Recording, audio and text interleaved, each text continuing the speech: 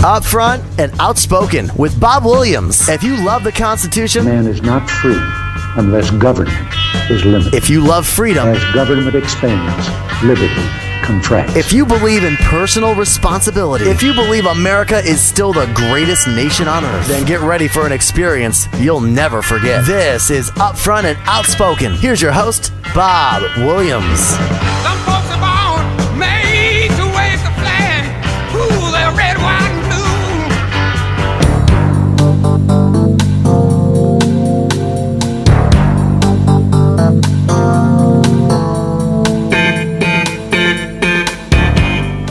And once again, good morning. This is Upfront Outspoken. Of course, I'm your host, Bob Williams. Glad to have you with me.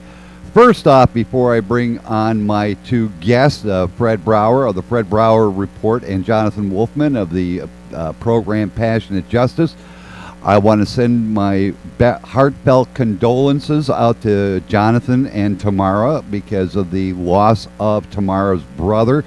I believe Jonathan said it was very early this morning. So, Jonathan, welcome to the program, and you do have our heartfelt condolences.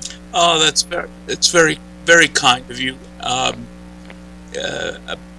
My wife's brother passed 2 nights ago. Yeah, very suddenly, and we still don't have all the facts, but we're pretty sure there was no foul play involved.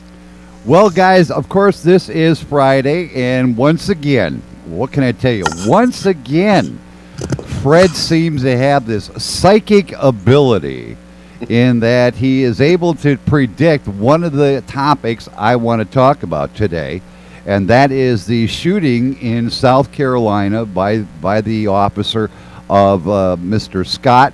And Fred, I don't know if you've seen it recently, but more video has come out from the dash cam of the police officer's car in which shows Mr. Scott indeed fleeing from the officer after the initial stop.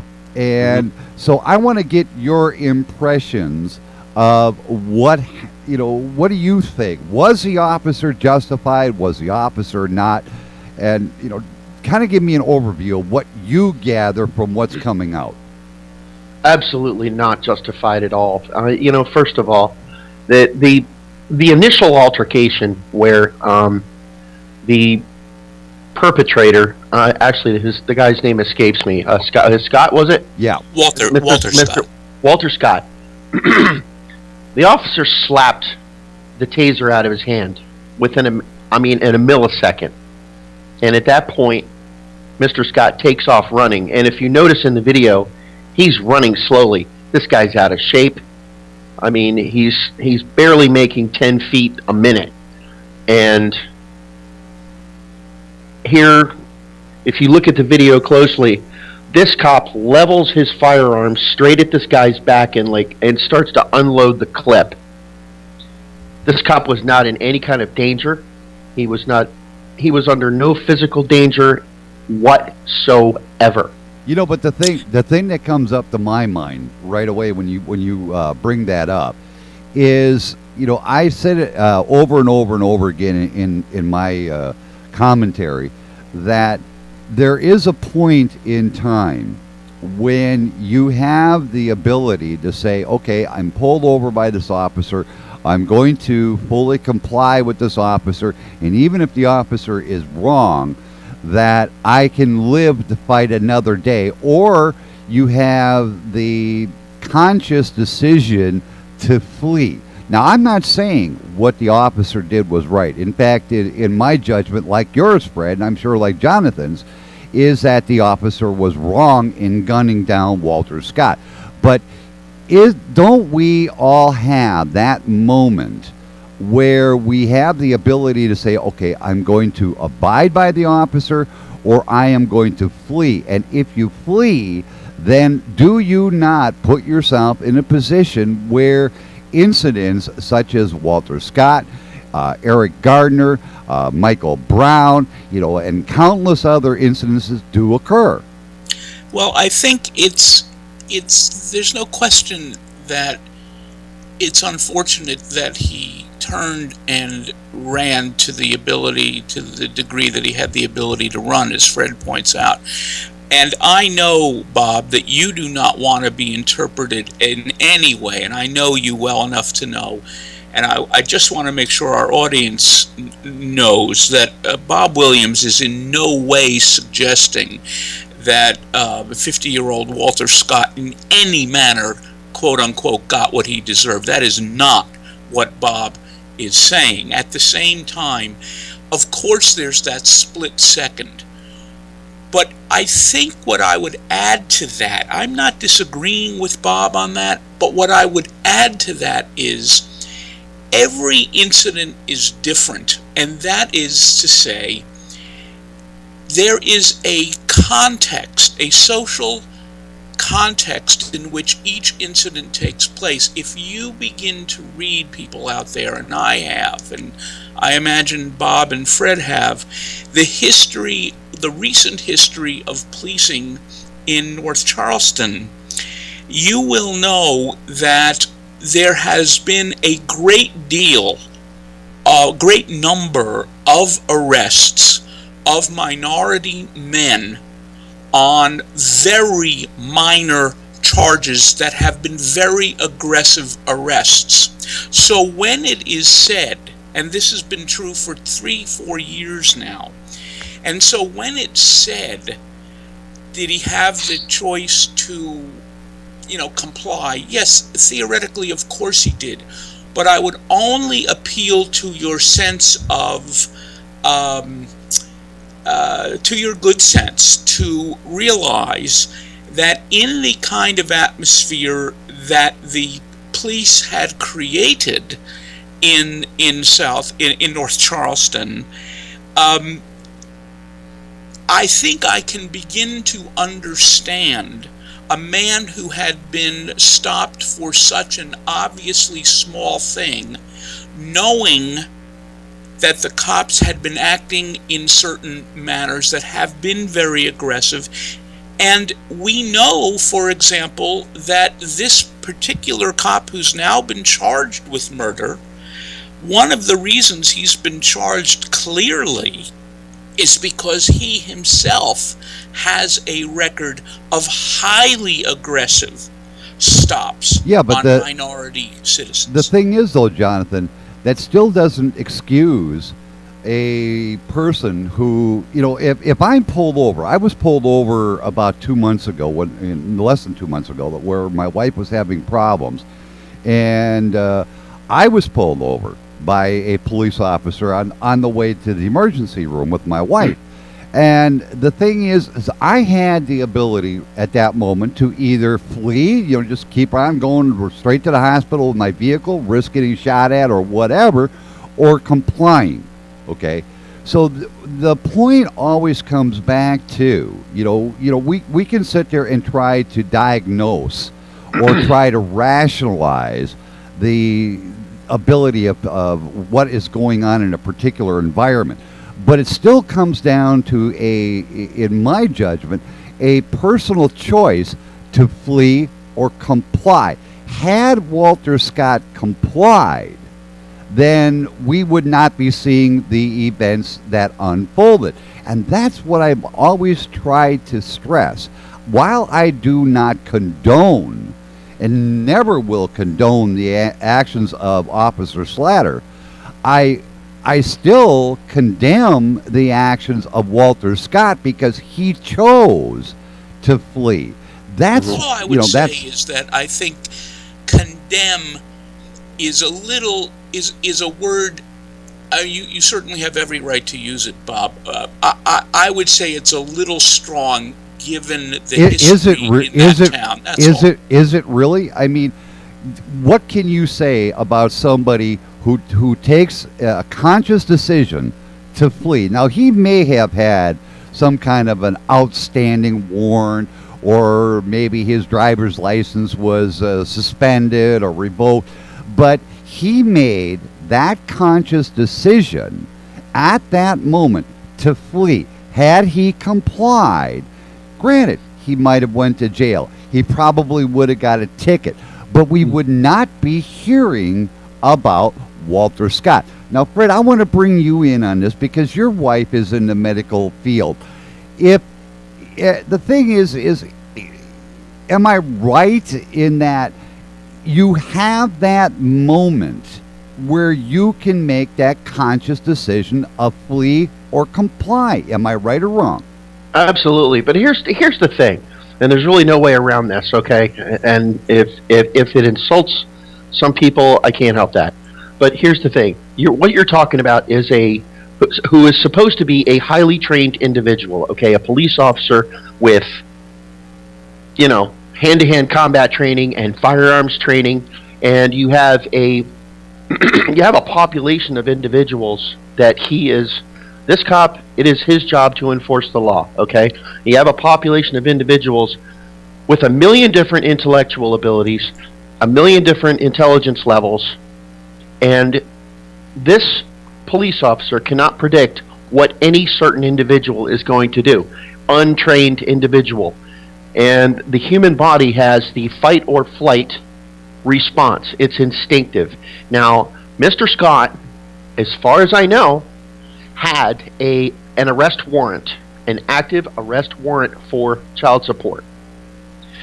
It was a split-second panic. He panicked. Clearly, he didn't want to go to jail, and he made the wrong choice. It is the officer's duty to stop this individual. And I actually went on Facebook and I pulled from my friends list, because I know for a fact that I have dozens of friends that are registered firearm owners and are trained to use a 9mm Glock, and every one of them said the exact same thing.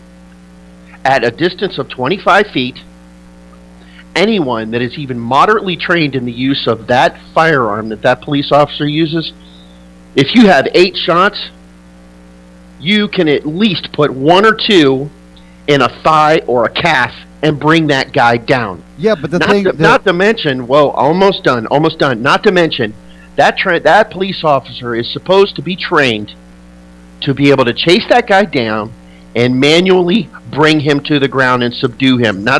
Plus, you got a 33-year-old cop and a 50-year-old out-of-shape guy. Now, come on. Yeah, now. It almost seems to me that the cop is just announcing to the world, I'm just damned lazy. But the thing is, Fred, you just addressed what I had asked, and you said it very clear. We all have that moment, and like I said, we can go on with the other issues, but I've been trying to stress, and you said it yourself, we have that moment where we can go comply or flee, and you said it yourself, that it was that moment when Walter Scott knew he had a warrant out for him, but he chose to flee. That's the argument I've been making all along. And you're not wrong. See, again, I would say, Bob, you're not wrong that we do. But Fred used a word a moment ago, which I think is important here, and that is we're all sometimes subject to panic. And therefore, what would we expect if we did not use our intellectual reason, but we panicked? Would we expect a trained, decent cop, and we all know and will all agree sincerely that most cops are decent and good and want to serve and protect, no doubt.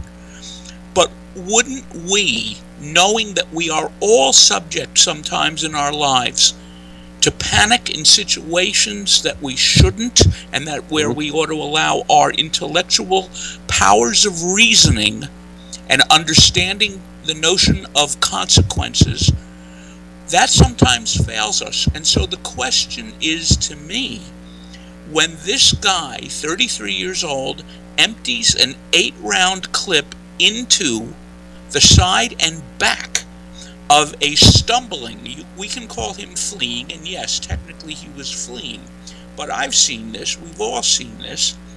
The guy was stumbling about, moving in a way which was in no way capable of escaping arrest if the police officer had chosen a different path. That's all I'm saying. The thing is I've never disputed that the cop was wrong. I've never disputed that at all. I know that, and I take your point. And the thing is even with Eric Gardner or Michael Brown or any instance such as this, it is a conscious decision by the suspect to resist or flee. There's no doubt in my mind that they chose the alternative to flee or resist. Is the officer wrong in his actions after that? That's always room for debate. But the thing that I have been stressing, and I will continue to stress, is we all have that moment, even if it's a millisecond, to decide, are we going to comply or are we going to flee? And I have always stressed this to everybody, comply. I don't care if you've got a warrant out for you. I don't care if you're black, white, Hispanic, Asian, or pink with purple polka dots. It makes no difference. Comply with the officer. Video record it if you've got the means to do so, and live to fight another day. These guys are not going to have the chance. See, there's no question that you're right, and all I'm adding, I'm not trying to take away from what you're saying. I'm simply adding this, that yes, of course, if we were all acting from our rational side in highly stressful situations, yes, we should do what you're suggesting. And I'm only saying that in highly stressed situations, sometimes we panic, and then we have to, I think, as a society, rely on the trained law enforcement officer to try to get it right. There's no evidence that this law enforcement officer didn't one iota try to get it right in terms of apprehending the fleeing man. And yes, you're right, of course he shouldn't have fled. But again, panic sometimes takes hold. I've been in very stressful situations, and there are times that I feel, like I'm in a state of panic. But yet, I don't know if it's just me or maybe, the way I am or something, but I've never let that momentary panic dictate my future actions. And we all have that within us to control this. But it seems that in the cases of like Eric Gardner, Michael Brown, they are suddenly, we hear it in the media, oh, poor black guy against white cop. But that's not always the case. It could be a white guy against a black cop, or a white guy against a Hispanic cop or an Asian cop. But I guess my point really is, we as a human race need to decide, even in a moment of panic, are we going to comply or are we going to run? And we're hearing it over and over and over again. The wrong choice is being made, and then they make the headlines. Well, there's no question that he should have complied. But given that he didn't, and given that a lot of young people are going to, well, this guy wasn't young, but a lot of people, young and middle-aged, are going to make the panic-driven decision.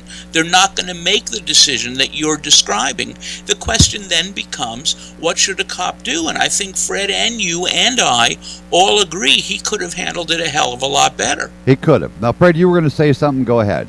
Well, yeah. You saw Combat, right, Bob? Yeah. Yeah. Well, correct me if I'm wrong, but I think one of the first things that men in combat are trained to do is keep their cool, don't panic, you're in a fight or flight situation, okay?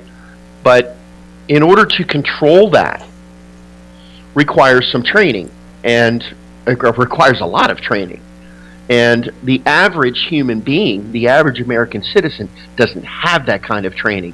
I mean, there's reports throughout history of mass panic The average human being is not trained to control their panic. The minute they're hit with a stressful situation, the heart rate goes up, the blood pressure goes up, the adrenaline starts pumping, and reason goes right out the door.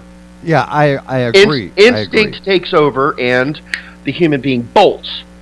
And that's what leads to what we have, like I said, with Gardner, with Brown, with now Scott. Right. And go ahead.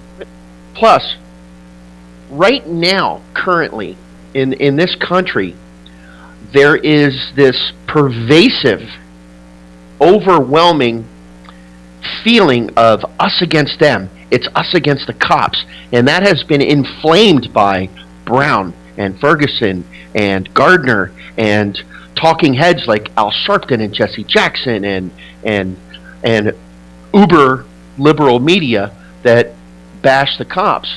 So for this cop to do this at this particular time is especially bad news. Yeah, it kind of fuels the fire. And absolutely. Yeah, it's not. I mean, Hannity was talking to Mr. Scott's brother and his two attorneys on TV the other night, and this attorney for this guy, he couldn't help it. He had to start throwing the Ferguson thing in there, and Hannity had to rope him in real quick and say, well, wait a minute, this is not Ferguson. Right. Now, we're going to leave this one right there, guys. There's a couple other subjects I want to get to. And first is the expected announcement of Hillary Clinton this weekend that she is running for president. And I want to get both of your comments. So who wants to be the first to jump in on that? Oh, go ahead, Fred. A worse thing could not happen for the United States of America.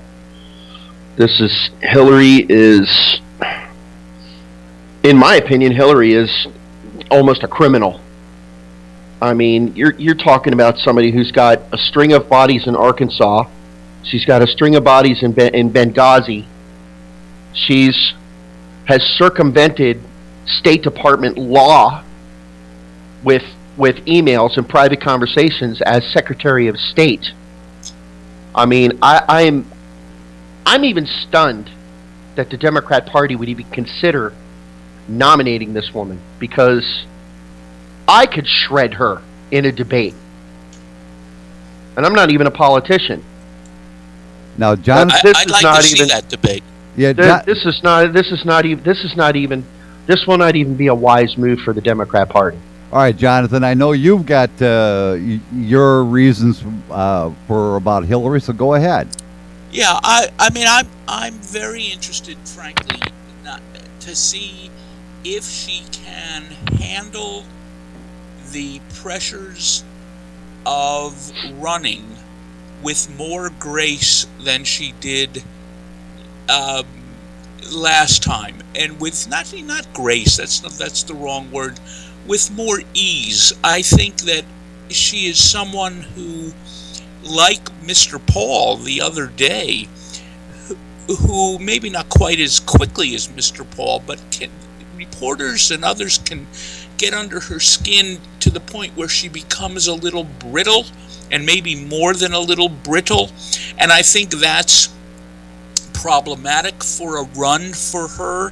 The thing about Joe Biden is, people say, just as an example, of a guy who might run, Joe Biden, he'll say anything, he'll say, bad words on TV, he'll announce things before they're supposed to be announced, he's not as controlled. But the positive thing that comes with that kind of personality, I think, is that you roll with the punches a little more, and you have this innate confidence that whatever comes at you, you're going to be able to give it right back. And maybe with a smile and a grin that is seen as warm and not too nasty. I think the real challenge for Mrs. Clinton is to see if she can pull this off without being somebody who the reporters latch onto and say, which one of us is going to be the first to make that, to make the peanut brittle crumble. Yeah, but the question, Jonathan, is do you think that it was a good idea or a bad idea that Hillary decided, or it's speculated. It hasn't been. I mean, she hasn't come flat out and said it, but it's speculated that this weekend she's going to announce her candidacy. Yeah, and they're already renting places and campaign places in major states. I think that. Do I think it's a good idea, Bob? That's your specific question. I think it probably is, because with Cruz and Paul, she probably can't wait too much longer before large donors are saying, "Come on, girl, let's do it or not do it." You know, the question is, Rand Paul, when he announced his candidacy, he came out a firebrand, and granted, he's already received criticism. Do you think that Hillary is going to have to do the same thing, or is she just going to do this laid back, I'm announcing my candidacy, and then go on this tour they're talking about? She has to thread a needle, and between those two senses of emotion, and I think it's, as you're implying, and I think you're implying this, and you're right, it's going to be damn tough for her. Now, Fred, you are totally against the idea of Hillary running for president because of the issues with her emails, the Benghazi fiasco, shall we say. The question is, how, in your judgment, in order to get Clinton as a viable candidate for the Democrat Party, what's she going to have to do? I don't know. She has so many ugly skeletons in her closet that that the one thing that I cannot get away from is that the problem with the Clintons is they have the ability to, and a lot of other media personalities have said the same thing. The thing that the Clintons are able to do is mount a $1 billion campaign. There's this huge financial machine behind them. So what they're able to do is manipulate the field. And I would go so far as to say manipulate the media. I mean, when you you're say talking, manipulate the field, what exactly? I'm not sure what you mean, Fred. I'm talking money changing hands here. I'm talking voter fraud. Oh, and okay. We all know. To me, that wasn't clear in what you were saying. In what way are you expecting her to commit voter fraud? Influencing media, changing the story. Oh, you mean like in the 1950s, record companies telling a DJ in New York to giving him $5,000 to play a record, more that kind of thing? Yeah. Okay. Oh, okay. I just wanted to be clear. Right. I don't think the Clintons are above that kind of thing at all. Okay. Oh, okay. All right. I don't think a lot of politicians are. I just want to make sure I was understanding you. Yeah, right. I don't think a lot of politicians are above that kind of thing. But the Clintons have a long history of, underhanded, backroom shady deals. I mean, let's just, the email thing is not going to go away. All right. That it was underhanded and secretive and against the law. It's against State Department law. Okay. Well, now. Okay. All right. Now, I hate to end it right there. I know I'm notorious for cutting topics short because that kind of leaves a prequel to what can happen in later shows. It's a good tease, Bob. It is. And the final thing I want to talk about, and Jonathan and I talked about it last week. Unfortunately, Fred, for whatever reason, you weren't able to join us, and that is oh boy, and this is gonna create a firestorm. I can hear this already between you two. Is Memories Pizza, Walkerton, Indiana. $842,000 was raised on a GoFundMe account. Mm-hmm. And the question comes down to, does a business, a for-profit business, do they have the right to discriminate against anyone? Now, Brett, you've had some really strong views about it. I've been watching your Facebook page, so go ahead and tell me what you think about a for-profit business discriminating against anybody. And I'm going to use it in that term, Fred, so don't limit it. Do they? Legally, no. But They should be able to, and here is why. You have what you're talking about here is a personal issue on both sides. It is a personal set of beliefs, okay? And if you're going to protect one, you have to protect the other. Now, legally, as you have pointed out to me, and you are correct, no, by law, they do not have the right to do that. Should they? Yes. And I'll give you a perfect example. A story came out, and it turns out that it was a fake, but it brought up a very good point. And then the fake story was that the KKK won a lawsuit against a black baker, and it turned out to be a fake story. But let's think about that. What if that happened? Okay, this kind of law opens up the door for people offending people. Okay, people offending other people's personal beliefs. Now, what if a member of the KKK, a known member of the KKK, marched into a black bakery and demanded a birthday cake that had big black 3 KKK on it? Well, the problem to that, let me bring this up. This actually happened, but it wasn't regarding the KKK.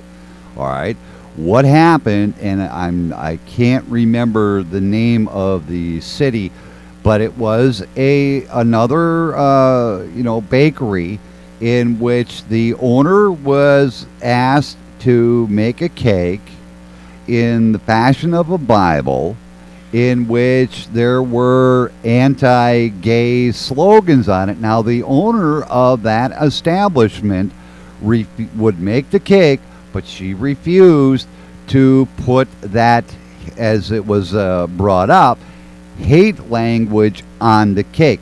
Now, in that case, although the owner expects it to be appealed, she won. She won because of the fact that it was a hate message being put on this cake. Now, there, it's a total contradiction, shall we say, so to speak, in terms, but it wasn't so much the fact of catering as the Walkerton, Memories Pizza was talking about. This was an actual cake which would have had hate on it.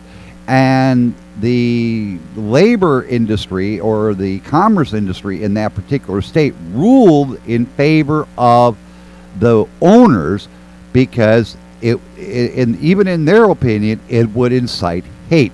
But the question has always come down, and a lot of people fail to understand that if you are a for-profit business, that means you have to have a state license, you have to have a federal ID number. You have a tax number. Right, that's you have that. You also may have to have a local ordinance license or municipality license, a health inspector.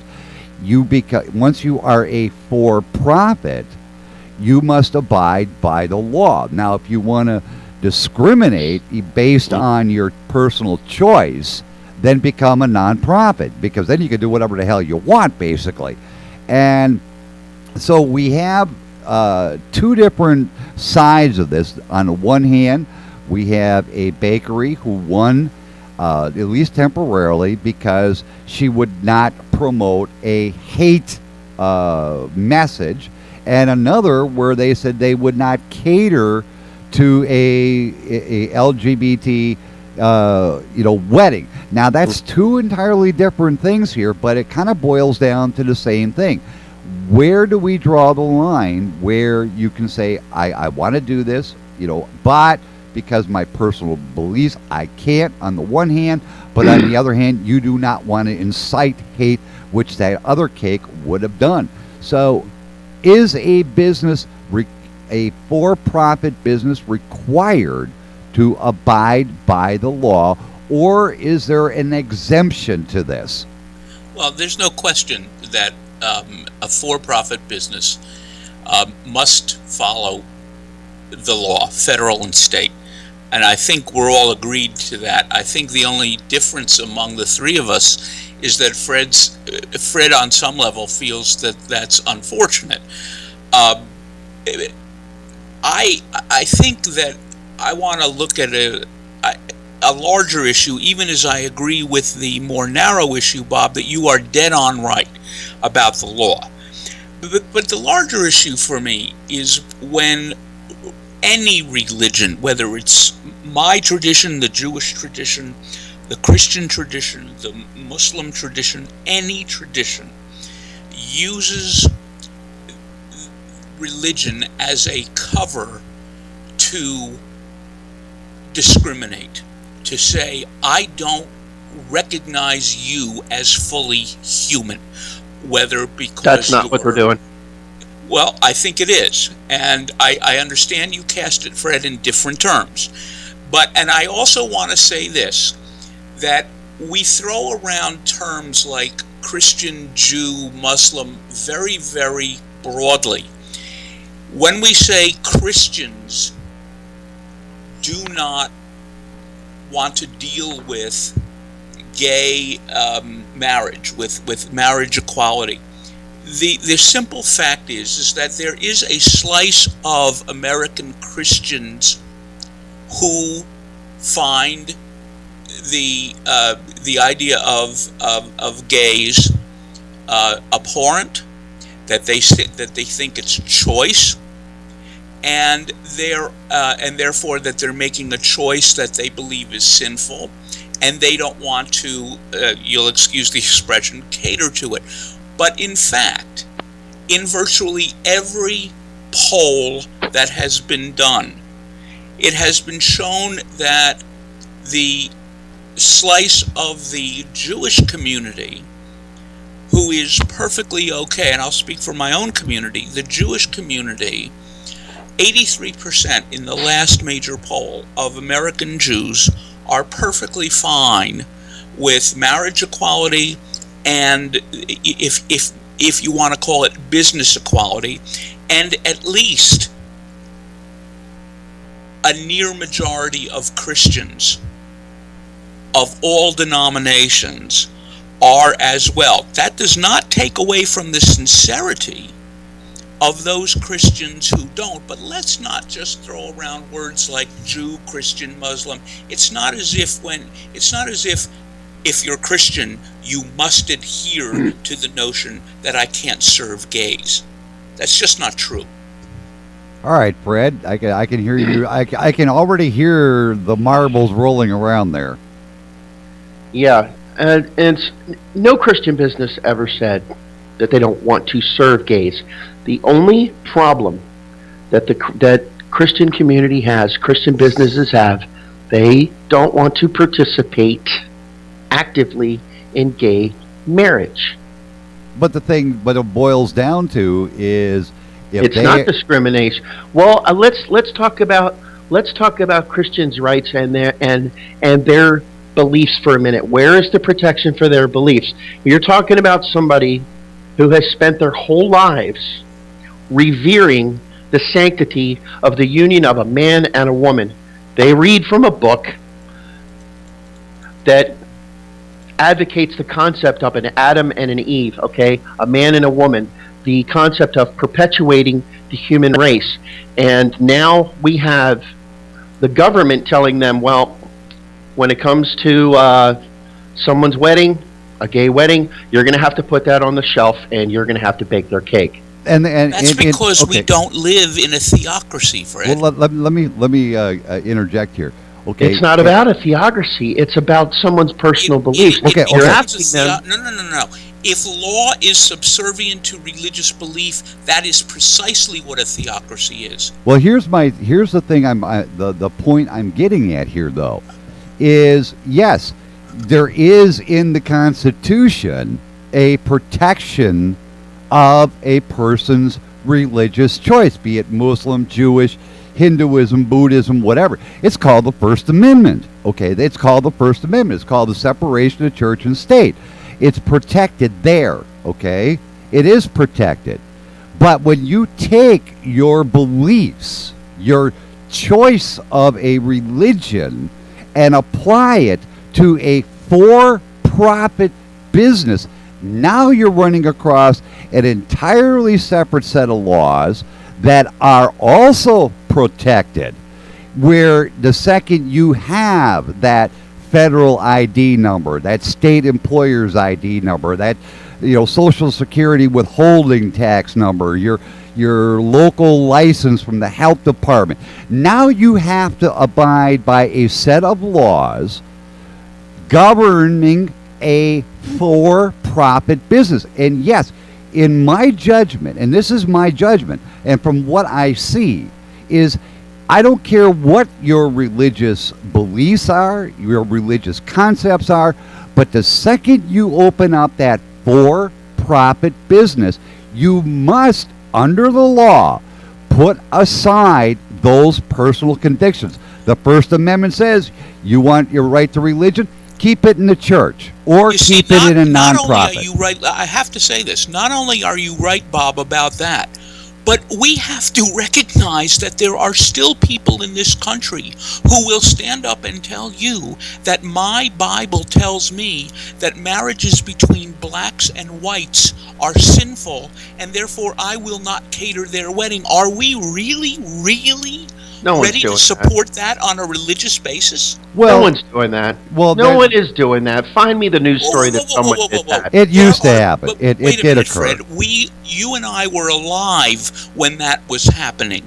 You and I were more than alive when 30 years was ago. happening. And there are still people who will stand up and say, even though they don't stand up and say it now because they don't think they'll get any social support for it and because they know they won't get any legal support for it. But you and I absolutely know that there are people in this country who bristle at the idea, they cringe at the idea of mixed race marriages, and if given half a chance, they would take the same stand as the Memories Pizza people, but they know they don't stand a chance. My question is, why in hell, given what Bob is saying, should the Memories Pizza people stand a chance? In other words, why is it that we can agree that racial discrimination under law is a bad idea, but that gender discrimination is just A-OK as long as you cover it with the fig leaf of religion? Because it's not about sex. And that's the issue here. It's about gender equality. Well, in my opinion, it's basing it on one's personal beliefs, be it what you might consider gender equality or whatever. That's got nothing to do with the issue. Okay, I'm going to put that aside. That has nothing to do with it. But the point that I've been trying to make, and Jonathan, you were right. I grew up in the same era you did, where interracial marriages, oh my God, I remember in the Deep South, that was the talk of the town. It was never going to happen. They weren't going to allow it. Granted, times have changed. And I'm assuming, once again, over time, things will change. But the whole issue, and you have to put the sexual orientation card aside, you have to put all that aside, is can a for-profit business, and this is, I know it's looking very narrowly at the issue, but it all comes back to point of law. And this is the whole thing. It all comes back. I already said, the law says no. The law is the law. That's it.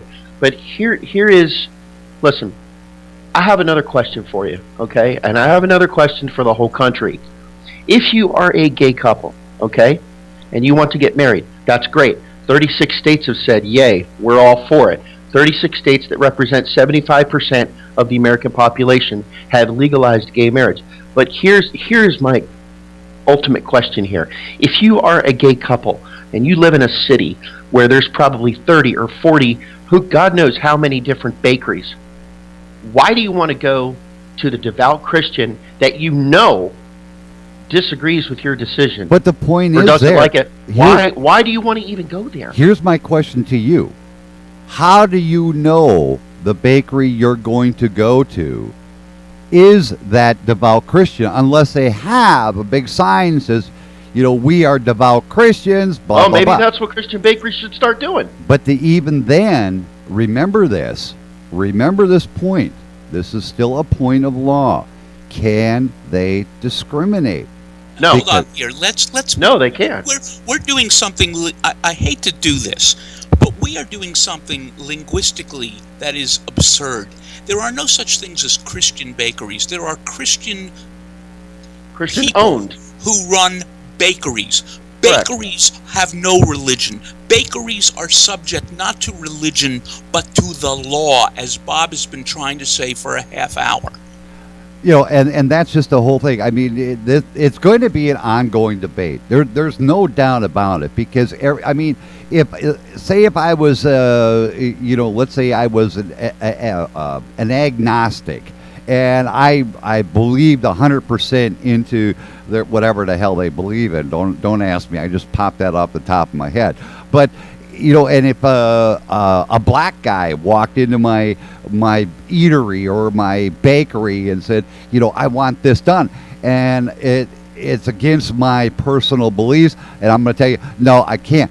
I'm going to get fined because I have a for-profit business. I make a living off of what is generated from this business, and I don't care. I'm sorry, guys, but it just it might be splitting hairs here, and I I'm don't not going think to say it is it's not. splitting hairs. I think you're talking about something really important in law, and I think people just need to finally get over the hump and realize that just because you find someone's way of being in this world so different from your own that you find them reprehensible, but if they're causing you no harm and you have a tax number and you're a business, deal with it or shut the hell down your business. That's I guess in a way, Jonathan, you kind of summed up my feelings. I mean, and I stress this to everybody: if you have such a deep-rooted conviction of a philosophy or a ideology, shall we say, and you intend to bring that into the business world, don't open your business. Forget it, because you're going to have a set of laws out there that are going to rub you wrong. And I'm sorry. So I don't care if you're Christian, I don't care if you're a atheist, I don't care what your ideology is, but if you intend to bring that to your business, you better not open it. Open a non-profit. Then you can do what the hell you want. I guess that's the point I've been trying to make. And it seems that people like memories, people like what happened up in Seattle, where that family, they're basically risking their business being closed, them being fined over $350,000 because they would not abide by the law. $150,000. And let's talk about that for a second, shall we? I am all for a city ordinance is a city ordinance and a law is a law. And the Kleins actually it was Portland, Oregon, I think. It was Portland, Oregon. And it was Sweet Cakes by Melissa. And the family name is Kleins. You're talking about a husband and wife with 5 kids, okay? Now, should they have been fined? Yeah. Okay. But $150,000 and shut them down? That's government thuggery. Okay? Well, I agree that the fine is excessive. You don't shut the business down. You fine them, you cite them, you put it in the media. That's fine. I mean, whatever anyone does now hits the media. Well, I $150,000 well, the question fine. is what was it that resulted in that in what seems to be an extraordinary fine? What are fines normally for something like that? Well, it's not that exorbitant. Well, I don't know. You can drive drunk and almost kill someone and only get a $5,000 fine. But if you deny a cake, you get a $150,000 fine. Well, we puts don't you know out of we business. don't know what the history of this place was. I'm just saying, What does it whoever have? levied that fine had to have some thought behind it, and I'm just interested in what it was. Well, the thing is to me, the fine is exorbitant. There's no doubt about it. The fine is way out of line. But the point that I'm trying to make here, even though Fred, you brought up a very good point. This is a very excessive fine given what occurred. But the point is they still, even if the ordinance didn't protect the plaintiffs in this matter, federal and state law would have, in that this bakery is indeed a for-profit business, and therefore they have to go by those laws. And once again, there you have this anti-discrimination. It makes no difference. And did they appeal their fine? I don't know. I haven't heard much from up there yet, but it's under appeal. Yeah, that's what I would have imagined. It's under appeal, but the bakery nobody's had to give up any money yet. Well, the bakery's closed. It's closed. They're running it out of their home, and they're trying to run it out of their home, but the bakery is shut down. It's boarded up. It's closed. It's gone. All right. It's done. With that, guys, once again, what can I say? Time is running out, and these roundtables, folks, you see varied points of view, and we try to cover a lot of the issues that you hear anywhere else. So what can I say? Guys, I want you to hang on for a second. Everybody else, with that, it is time for me to get out of here. Stay tuned, because coming up right after NPR News, Ed Till will be with you till 4 o'clock this afternoon. Until Monday, 6 a.m., this is Bob Williams. Take care of yourselves.